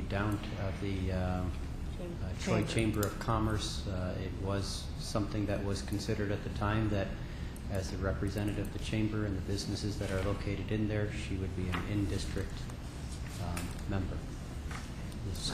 Madam Mayor, Councilwoman Beltrame? I have a question. I was sitting at this table when she was nominated, and I really do believe that Mayor Pryor nominated her as an at-large appointment, and that could have changed. However, if it has changed, does it conform with the bylaws to have 8 in district and only 5 at-large members? I do not believe, isn't it 7 and 6? I will have to look into that. We will clarify that. Please. For the EDA meeting, yes. All right, then let's move on to E3. That's the Charter Revision Committee recommendations. Do you wish to take them separately or together? Separately, I think. Pardon? I think separately. Separately? The first one is Section 3.7, election of Mayor Pro Tem to the annual term. Instead of every odd-numbered year. Madam Mayor? Councilwoman Beltrame? I would move the resolution that states resolved that the Troy City Council approves as to form the following proposed charter amendment for the November 3, 2009 City General Election. A proposal to amend the Troy City Charter, Section 3.7, to provide that the Mayor Pro Tem shall be elected by the council members annually rather than November in every odd-numbered year. Question is, shall Section 3.7 be amended to provide that the Mayor Pro Tem be elected annually in November by the council from among its members rather than in November in every odd-numbered year? Yes, no. Support. Moved by Councilwoman Beltrame, seconded by Councilwoman Kerwin, that we approve the resolution as printed in red. Discussion? Mayor? Councilwoman Broomfield? I had a question about this one. When I read that elected annually, it's been my experience that there's we elect them, but it's kind of on a seniority basis. Is there someplace else that outlines that process? Because the way this reads, I would just think that we elect and there's no, whoever's up next. The rotation? Yes. Mr. Bartholomew? It's in the rules of procedure. The process is in the rules of procedure. Great, thank you. Further discussion on the motion? Mayor? Councilman Eismacher. The last paragraph, the way it will be listed on the ballot, it's a little bit confusing in the way it's worded because the change is from annually to every odd-numbered year. No. To annually from every odd-numbered year. Right. But in between those two statements, we've got by the council from among its members. And by having one of the fixed items in between the two variables, it makes it sound like, and not repeating the fixed item, the council from among its members, it makes it sound like in a first glance, first read, that by the council from among its members is also subject to question. Ms. Spoon, would you like to speak to the wording? I think it's important that all of the words are included in the ballot question. However, if you think it reads better to say, to remove the phrase by the council from among its members, it is possible to put that at the end if you think that that reads better. I'm not sure how that would sound, and I don't know if that's a preference of council, but certainly that is a suggestion that you could consider. So it would say, shall section 3.7 be amended to provide that the mayor pro tem be elected annually in November rather than in November every odd number year by the council from among its members. I don't that's think more that, cumbersome. Yeah. Councilman Beltrame? Does it sound any, and you know, we all have to kind of chime in here. Does it sound any better, be amended to provide that the mayor pro tem be elected by the council from among its members annually in November rather than in November in every odd number year? Does that sound better? Yes, That's it does. good to me. It does. I like that. Since the resolution reads as to form, are we okay without amendment? Mrs. Bartholomew, or do we ask Mrs. Blum? Mrs. Could I get you to repeat that for me, please? I think I actually can. Be amended to provide that the mayor pro tem be elected by the council from among its members annually in November rather than in November in every odd numbered year. Now that, she wanted you to repeat what you asked her. The resolution says Troy City Council approves as to form. So do we need to amend the question officially, or can we just vote? No, I would need you to make an amendment to modify that.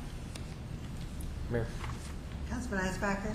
I would like to make the amendment so that it'll read, shall section 3.7 be amended to provide that the mayor pro tem be elected by the council from among its members annually in November rather than in November in every odd numbered year. Second. Moved by Councilman Eisbacher, seconded by Councilman Beltramini, that we amend the resolution as indicated. Discussion? The vote on the amendment, Mrs. Bartholomew? Mayor Schilling? Yes. Councilmember Beltramini? Yes. Broomfield? Yes. Eisenbacher? Yes. Fleming? Yes. Kerwin? Yes. Motion passes. On the main motion, Mrs. Bartholomew? Councilmember Beltramini? Yes. Broomfield? Yes. Eisenbacher? Yes. Fleming? Yes. Kerwin? Yes. Mayor Schilling? Yes. Motion passes. Section 3.10, City Manager Appointment and Qualification.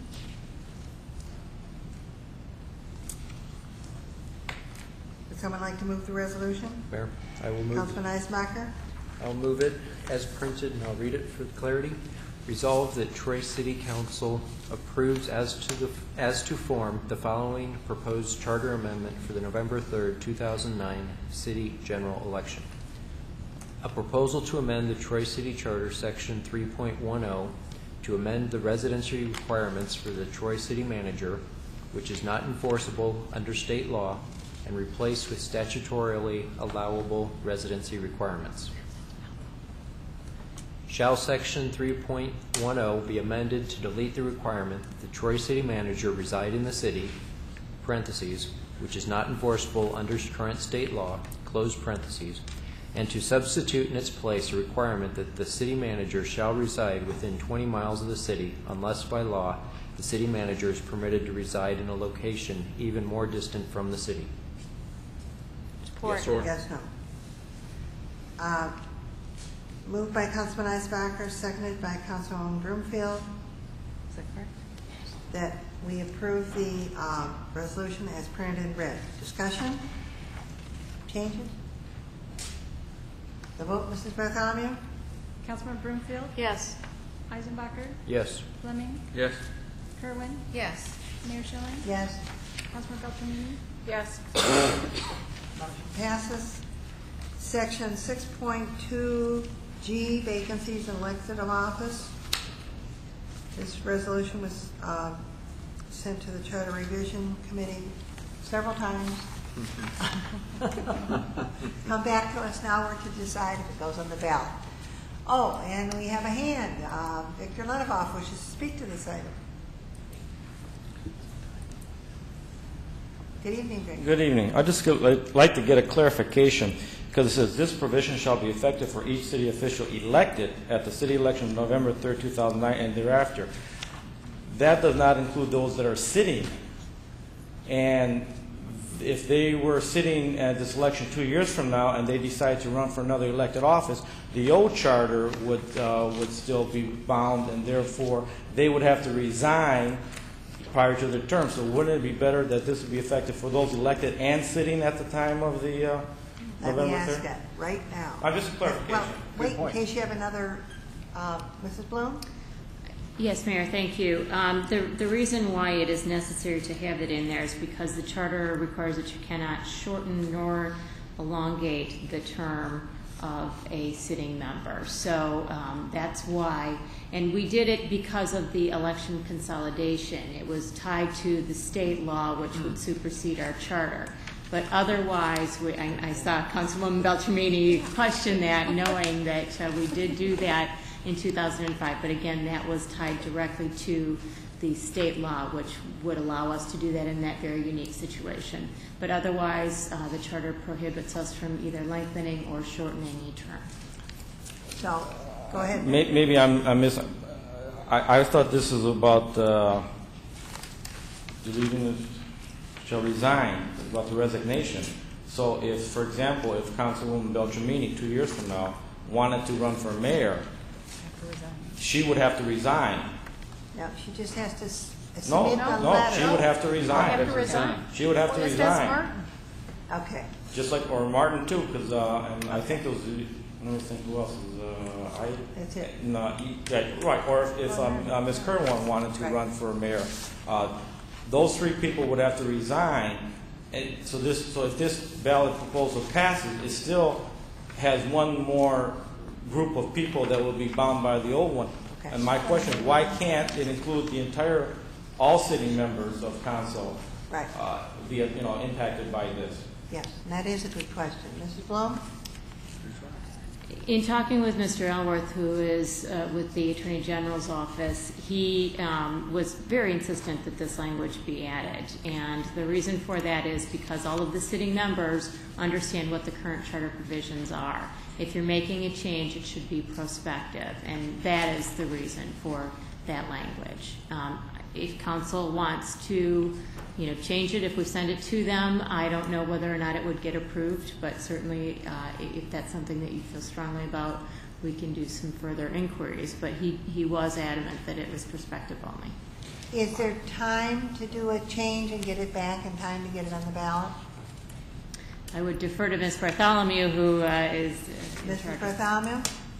There is time. The state law does not require that the ballots be delivered to the absentee voters in a time frame similar to those of the general or primary election. However, it is customary for the city of Troy to have those ballots available 45 days out. So we could get into that zone, that time zone when we're typically delivering the ballots, but we could delay it. We're not prohibited, but it is not our current practice. Okay, Councilwoman Kerwin? Well, I guess, You're calling on Victor, just a minute. Yes, I have a question. Just wait 1 second. He brings up a really good point, but it also occurs to me as we look into this that we will have the opportunity, if I understand correctly, this is 2 years out, right? This situation will face 2 years out. Right. So, It's going to apply to sitting, correct? Mm-hmm.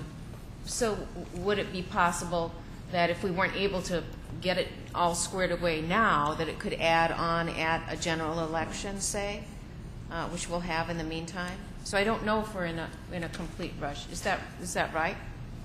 Somebody? Won't we have you have next year. Yeah, we have. But then you would just say that the provision would apply to, but there would be no change in the charter. So how could you put it on the ballot if there's not a charter change? All right, Mrs. Bloom? Again, it would probably likely be prospective only, so it would be for those persons elected starting in the next election cycle. So again, this has been before, it's been out there for some time. It certainly is your call on that one. Thank you. I'm concerned about it not getting to the ballot in time if we send it back to them again, and then the absentee voters would not have an opportunity 45 days out to have their ballots. That would be my concern.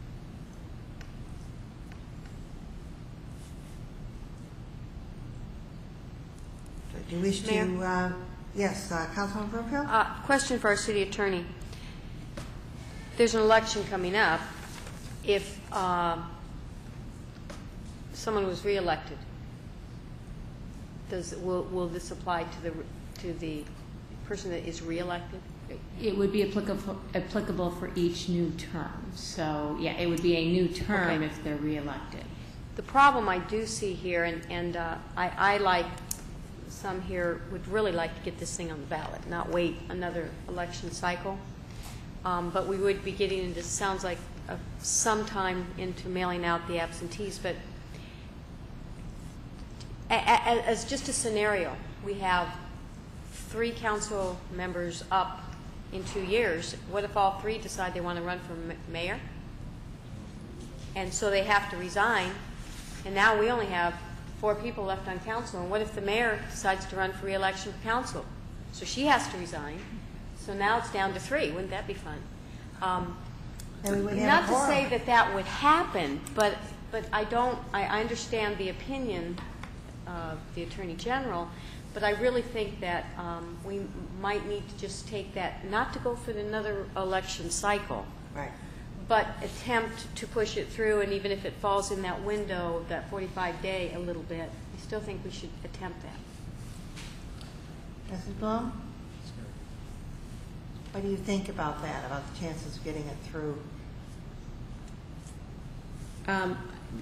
Because it is an odd numbered year. They're not going to have as many things to deal with at the state on this cycle. As far as you want it to be on the November, you want us to go back, you want us to bring it back then to you at your next meeting? Mayor? I guess I just need some clarification. Okay, yes. What I was still suggesting is to change that in sitting members and still attempt to get it through on this election cycle, even though it may spill over into some of the window for our absentee ballots. But it has to go up to the state. You're saying send it up there to them to do the change, and we may luck out and get it done within the time frame. Mrs. Beltramini? Councilwoman Beltramini? Sorry. No, Mrs. is fine. I worked hard to get that title. So,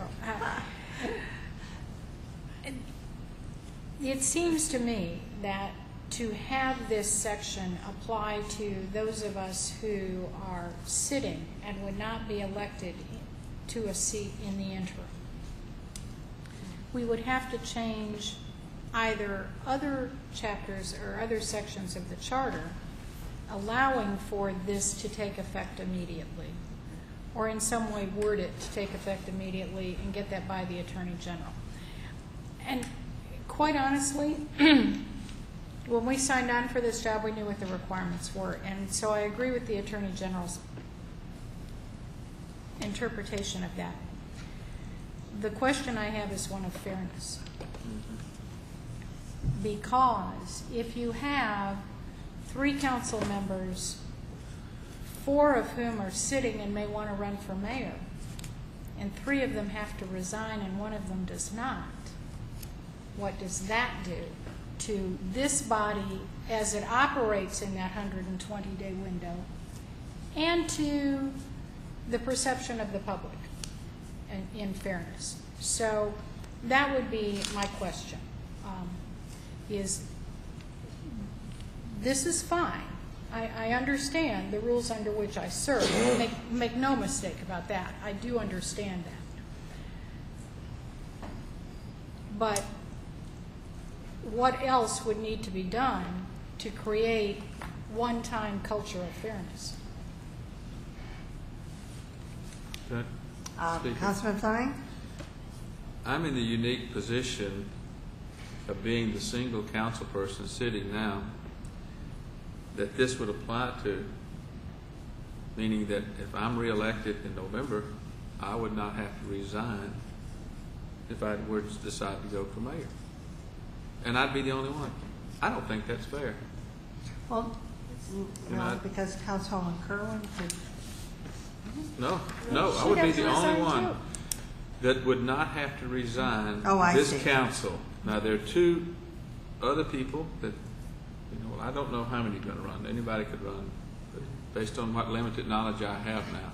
I may be one that falls into that category, if that's what the rest of you want to do, but I like to do everything on a level playing field, and I think it would be, I don't know what I'm going to do. I don't know what the Lord's going to lead me to do in 2 years from now. I can't predict that, but I do want to be a level playing field, and I feel that this, if I decide to run for mayor in 2 years, the way it sits now, this may give me an unfair advantage, and I don't think that's right.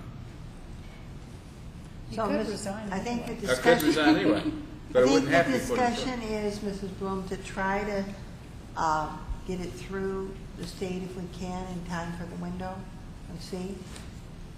Mayor, certainly we can Need a bring this resolution? back. I can certainly have some discussions with Mr. Elworth and talk about this particular language. It would help me, though, to know if there are other concerns with this language, and I could talk to him about all of them at the same time. Will you explain the situation to him about the number of people, et cetera, and what it would I do? certainly will Okay. bring forth the concerns, yes. All right. Okay. Councilman Fleming? I had another question. Maybe the language is right, but when I was reading it, there was one word in there that I thought needed to be changed. In the ballot language? Yes, and said, other city elective office shall resign for the council. I think it should read from the council prior to the filing deadline. I think it's just a typo in there. In the second line, for should be from. If we're going to go back. Yeah, it's the last word on the second one. Last word on the second line.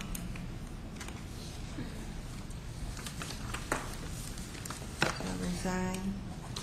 Yes, it should say from. Correct. You are correct. All right, the council, do you wish to do the other items, or do you want to take a break? Keep Pardon? going. Keep going, Keep all right, going. okay. I'm just asking. Mr. Lennebaugh? If this language is good for you, I would, make a resolution to go forward with this, with the stipulation that, so it doesn't have to come back to you, if the verbiage can, to apply for all city, for all the council, and that way that you won't have to have another meeting before you can approve it. Well, if there's enough time for it to come back to us at the next council meeting, she'll bring it back if it. But if you approve it now, and she can't come back with the new verbiage, then it's already going to go forward. It won't impact their time frame, their timeline. But if she does get the approval, then you can make, you've already approved the thing, then you can just go ahead and just make that verbiage as far as applying to all people fairly. This way, it doesn't have to come back at another meeting and give you all the constraints of that 45 days, is all I'm saying, if you already agree with all the other verbiage. Mrs. Bloom, what do you recommend? Mayor, you certainly could do that. Again, I would defer to Ms. Bartholomew because she's the one that's more familiar with the time frames, and I don't know if coming back to you on August 3rd is going to satisfy her deadlines. Okay. Mrs. Bartholomew? The August 3rd date would be fine. Pardon? The August 3rd date would be fine. Okay. Councilwoman Kerwin? I'm still concerned about some of the reason I don't want to go forward on this tonight, I'd prefer it to come back, are some of the contingencies that have been brought up. I know that some council members have shared even recently not to be in a position where a seat would suddenly open. For example, I'm using the hypothetical from Council Member Fleming, who wants the equal playing field.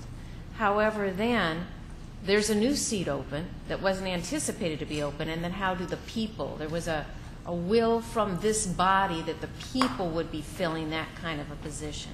So I think there's some contingencies that need to be fleshed out, that we need to look at the intent of this council and trying, whenever possible, to put the decision where the people can vote. And I know Councilmember Eisenbacher brought up an idea having to do with that and so on. So I do think there's more to this as we hear from the public and as we would hear again from the charter revision, if it can go back to them. Mayor? Councilwoman Brumfield? I think it's my understanding, and that we've talked a lot about this, but what we're doing, what takes place now is if a person wants to, is a sitting council member, and they want to run for mayor, they have to resign right then, right there. They don't get to stay in their seat up to the November election. Right. And what we're trying to do is fill that void. Now, if Councilman Fleming, 2 years into his 4-year term, decides to run for mayor, he then can, he still has to resign, but but he stays seated until November, and then he's done with it. If he even loses, then he's out. So that's all that's doing. It's filling that gap between the time a person says they want to run until the November election. Doesn't mean that if they lose, they get to keep their seat. Correct, Councilwoman Beltramini? Because you and I had a debate back and forth on this one. So. This just fills the gap from the time they say they want to run for something until the election. If they win, then they win the seat. If they lose, so their seat does come up, and people can run for it because they've resigned. They just get to stay in that seat until the election. So there's not that gap. That's what this is doing. The resignation has to occur at the filing deadline now. And with this, it would be a letter of irrevocable letter. And so they the suggestion is that everybody would have that, and I think that needs to be fleshed out. All sitting members. Yes, Mrs. Blum? Mayor, I just wanted to clarify. I know Councilwoman Kerwin had mentioned that that there's might be an interest in having it go back to the Charter Revision Committee. No. That would not be very likely to get it back here by August 3rd. So. Thank you for making that clear. Right. Okay. Moving forward. So what are we doing? So, Mrs. Bartholomew said August 3rd was enough time, so we can revisit it on August 3rd, okay? All right, now under the consent agenda, we had item F6 requested, so we'll take item F6. Mrs. Bernardi, you signed up for F6? Madam Mayor. Is that incorrect? By mistake? Oh, thank you for clarifying, yes. Yes, I know we had to have the resolution. Yes, I just wanted to clarify. Councilwoman Beltramini, would you like to move the resolution? I'd like to take F3A out, please. F3A. Any others? Would you move the resolution then? Then I would happily move to approve the consent agenda with F3A considered after all other F items. Support. Moved by Councilwoman Beltramini, seconded by Councilman Fleming, that we approve all the consent agenda items with this vote, except item F3A, which will be considered after this discussion. The vote, Mr. Bartholomew? Councilmember Eisenbacher? Yes. Fleming? Yes. Kerwin? Yes. Mayor Schilling? Yes. Councilmember Beltramini? Yes. Broomfield? Yes. Motion passes. Councilman Beltramini? Madam Mayor, do you want to read the resolution? I absolutely did. That's why I pulled it. I think that having a proclamation on the consent agenda that never gets read or presented is hardly public notice. And therefore, proclamation Parks and Recreation Month, July 2009, resolved that the Troy City Council hereby approves this proclamation. Whereas Troy Parks and Recreation officially recognizes Parks and Recreation Month in July with a variety of programs and activities that reflect the spirit of outstanding leisure programming that benefit the citizens of Troy.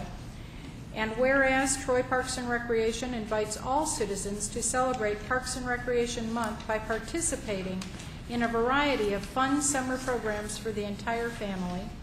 And whereas we are committed to providing opportunities for people to come together and experience a sense of community through rewarding recreational pursuits with high-quality comprehensive programs, parks, facilities, and open space.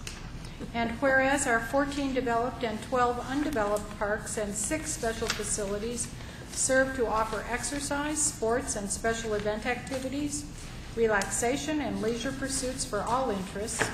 And whereas parks and open spaces provide a welcome respite from our fast-paced, high-tech lifestyles while simultaneously protecting and preserving our natural environment. And whereas Troy Parks and Recreation special programs and sports opportunities give young people better chances to live, grow, and develop into contributing members of society. And whereas Troy Parks and Recreation creates lifelines and continued life experiences for older members of our community. And whereas parks, playgrounds, nature trails, open spaces, and neighborhood sites make our community an attractive and desirable place to live, work, play, and visit in a manner that contributes to our ongoing economic vitality. And whereas Troy Parks and Recreation touches the lives of individuals, families, groups, and the entire community, which positively impacts upon the social, economic, health, and environmental quality of our community. And now, therefore, be it resolved that we recognize July as Parks and Recreation Month and encourage all citizens to celebrate healthy, active lifestyles by participating in their choice of recreation and park activities. Support. Moved by Councilwoman Beltramini, seconded by Councilman Kerwin, that we approve the resolution of the proclamation. Discussion? The vote, Mrs. Bartholomew? Councilmember Fleming? Yes. Kerwin? Yes. Mayor Schilling? Yes. Councilmember Beltramini? Yes. Broomfield? Yes. Eisenbacher? Yes. Motion passes. Mrs. Bartholomew, do we have to suspend the rules in order to put forward the resolution that is on the table for a closed session? This is not part of the printed agenda.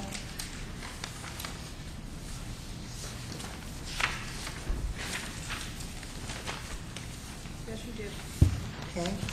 I move that we suspend the rules. Support. Moved by the chair, seconded by Councilman Kerwin. We have a suspension of the rules to provide opportunity to have a resolution for closed session. Discussion. The vote to suspend the rules, Mrs. Bartholomew? Councilmember Kerwin? Yes. Mayor Schilling? Yes. Councilmember Beltramini? Yes. Broomfield? Yes. Eisenbacher? Yes. Fleming? Yes. Motion passes. Could we have the resolution? Yes. Madam Mayor? Councilman Kerwin, did you have it in front of you? I do, Mayor. Oh, Councilman Beltramini? You did not suspend the rules to take the items out of order. Okay. No, but isn't this the appropriate spot, Mr. Bartholomew? Do you need to wait? Actually, it's not the correct spot for it to be discussed. It is following council comments, and council comments would come in before the actual item should be voted on. The reason you're suspending the rules is because in the agenda we have published it as no closed session requested. So that's the rule you would be suspending, is altering the agenda. All right. So I need to wait? Correct. Okay. Councilman Beltramini? Are you taking council comments at this Yes, and then we'll go to L1. I apologize. I was too quick. I just wanted to encourage people to check the website, check their Troy Today, check the newspapers. There are a myriad of parks and recreation activities going on in the community this month, and with 11 days left, there's something going on every single day. So check it out. Lots to do. Okay. Now can we go to any others? Yes, Councilman Eisbacher. Didn't want to bring it up under the earlier item, but the item I had spoken about at regarding our charter and the amendments, but the item I had brought up at our last meeting, unfortunately the member that said she was going to take it back to the meeting wasn't at the meeting. At the same time that we are considering the whole election of people, pass these down. It's the blue section on this page. Oops, I didn't pass any down for. Blue? I don't have a blue. Oh, this. Okay. It's dark blue. It looks like the black. Oh, okay.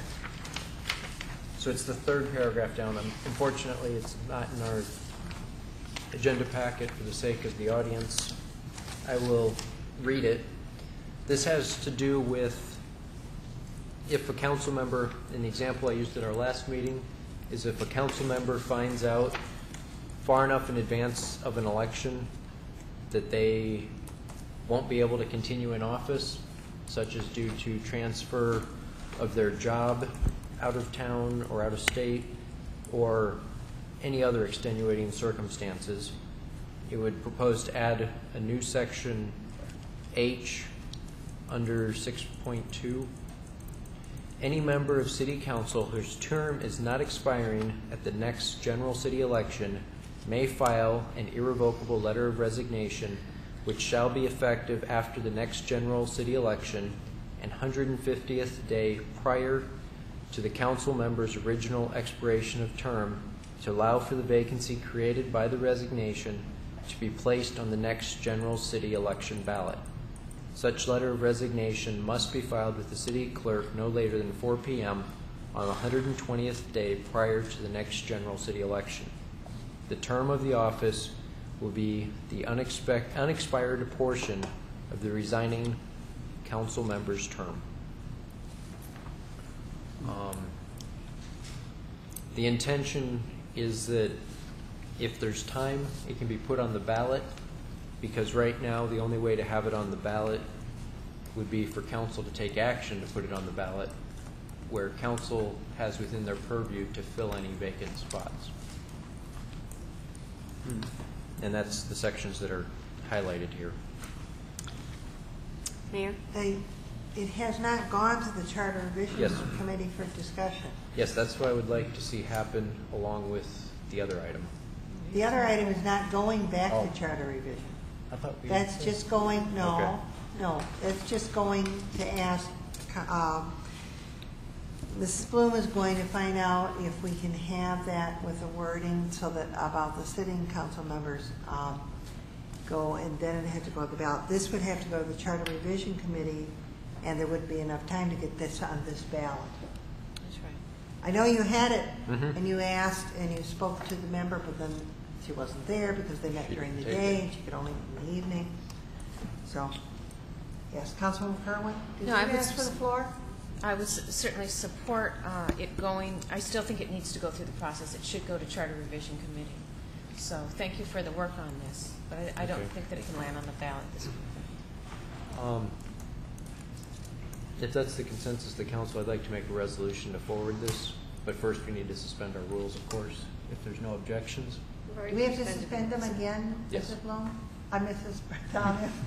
Going. Well, point of Councilwoman clarification. Kerwin? Yes. Does it really need a resolution, or could it be handed it to the attorney with our intent? I'm just asking. Would it be? Mrs. Bloom? You worked it last time, it didn't work. I'm not sure what Councilmember Eisenbacher's intent is. If his intent is to refer it to the Charter Revision Committee for their Yes. next meeting, it would be helpful to have a resolution of council, which again would require suspension of the rules. So, Mayor, if I may. You moved to suspend the rules, right? Yes, the appropriate section of our rules to allow an item that was not on the agenda to be considered by the council. Second. Moved by Councilman Eisenbacher, second by the chair, that we suspend the rules to consider an item that was not on our agenda. Councilman Eisenbacher. Vote. Your resolution to send it to Charter Revision? Go ahead. No, we have to vote first. Oh, I'm sorry. I am getting confused. Okay, Mrs. Bartholomew? Mayor Schilling? Yes. Councilmember Beltramini? Yes. Broomfield? Yes. Eisenbacher? Yes. Fleming? Yes. Kerwin? Yes. I apologize. Councilman Eisenbacher? I'd like to make a resolution to refer the item, I don't want to read the whole thing again, No. refer the item to the Charter Revision Committee for their consideration. Second. Moved by Councilman Eisenbacher, seconded by Councilwoman Broomfield, that we send this item as read to the Charter Revision Committee. Discussion? Vote, Mrs. Bartholomew? Councilmember Beltramini? Yes. Broomfield? Yes. Eisenbacher? Yes. Fleming? Yes. Kerwin? Yes. Mayor Schilling? Yes. Motion passes. Any others? Okay, now we can do L1, correct? Madam Mayor? Councilman Fleming? I would just like to draw council's attention and public's attention to item J7. A memo to Mr. Zerlag from Mr. Murphy and Mr. Van Dett, city engineer, dated July the 14th. During our budget discussion, we had some discussion about the condition of our roads and analyzing our road maintenance funding in Troy. So this report from Mr. Murphy and Mr. Van Dett points out clearly that although we had $2 million in the budget, we added another $637,000 this year to bring the total to $2,637,000. Despite these additional funds, this letter points out that our overall road conditions are projected to decline from moderate, parentheses, fair, to poor over the next 5 years. And there are charts and graphs to show that based upon this pavement management system. Goes on to project that the funding amount needed to maintain the system within the fair range, not the good, but just the fair range, throughout the next 5 years is estimated at $5 million per year. So as we're moving forward and we're thinking about, it's not too early to start thinking about the budget, because I think our budget process now is year-round, as it well needs to be. This was discussed, and there were some that felt that maybe our roads weren't that bad, but I think we need to give this report some due diligence here, because as we budget, this report's correct and I have no reason to doubt it, but I think we all should study it and look at it very carefully and keep this in the back of our mind, that rather than needing $2.6 million from our funds that we put in this year, we're going to need to double that every year for the next 5 years to about $5 million to keep our roads within the fair range. I just wanted to bring that to this council's attention. I'm sure probably all of you have read it, but also to the attention of those citizens who may be watching this. We have to deal with that in our next year's budget and the next 5 years. It's not going away. And I really thank Mr. Murphy and Mr. Van Dett for this report. I think it answers a question I was asking at the budget meeting. Thank you very much for doing it. Very thorough. Thank you. Councilman Eisbacher? On the same item, I'm hoping that we can get started soon in our prioritization process that this item, the roads, would tie into in terms of prioritizing our funding and looking at our next budget. Absolutely. I'm currently, if I may respond, please. I'm currently working on a 5-year projection to match a declining revenue stream. And we're taking a look essentially at each department and deciding in conjunction with applicable either division heads or department heads whether the department can remain with in-house retention, perhaps with some reduction, or to privatize all or a portion of the department, and that would be like hiring someone like Carlisle and Wortman Associates that has other municipal clients for building planning services, to consolidate as another option. An example of consolidation that we have here in Troy is joint dispatch with the city of Clawson, animal control, I think some criminal investigations as well. There's also regionalization, which would be defined as having another level of government perform that service as opposed to the city of Troy. And then elimination is also a factor to consider. And what we have to realize is that there is a problem with revenues, but we have to get past blaming the budget, because the budget essentially is like a scoreboard in a football game. That's the number that we have. We have to look at the team and see how we can modify what we're doing to deliver a high level of service given the limited resources that we have. So sorry for the long answer, but I still want to proceed with staff so that they are cognizant before sharing it with the city commission. Okay, thank you. And I also wanted to cover. Yes, Councilman Eisbacher? I also wanted to cover G6 briefly. I wanted to thank Brian Murphy and Tim Richnack for getting the report referencing my question at the previous meeting regarding our costs for sidewalks, because we've been renewing our contract over and over. I appreciate you going out and surveying the surrounding communities and also looking at the specific costs and double checking and verifying that we are not overpaying for our sidewalk replacement. Thank you. I should have brought it up under council comments.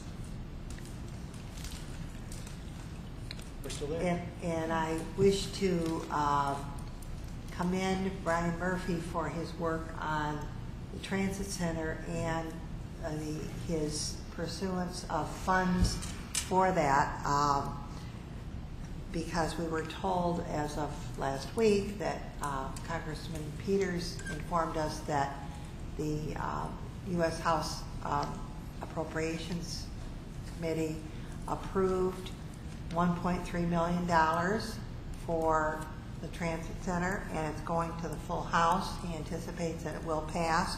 We still have to hear from the Senate on the matters, so we are moving along on that matter, and it is through the endeavors of Brian Murphy that has worked so hard with the transit center from the get-go on this project. So that was good news, and I'd like to commend him for all of his work that he's done on that project and on many other projects that we've been able to pursue within the city of Troy. Thank you, Brian. Are there any other items? Okay, then we can do L1. Okay, would someone like to move the resolution? Do you have it in front of you here about the closed session? Resolve that Troy City Council shall meet in closed session as permitted by MCL 15.268H, MCL 15.243G. Support. Moved by Councilwoman Kerwin, seconded by Councilwoman Broomfield, that we approve the resolution as read. Printed. Discussion? Vote, Mrs. Bartholomew? Mayor, if I may. Oh, you have a comment? Yeah, Before? just to let the public know, the layman's terms, we're meeting in closed session to discuss an attorney's opinion. That's not public knowledge, because just reading the sections doesn't convey the whole intent. Mrs. Bartholomew? Councilmember Broomfield? Yes. Eisenbacher? Yes. Lemming? Yes. Kerwin? Yes. Mayor Schilling? Yes. Councilmember Beltramini? Yes. Motion passes. So we're in recess. We'll reconvene in there in the closed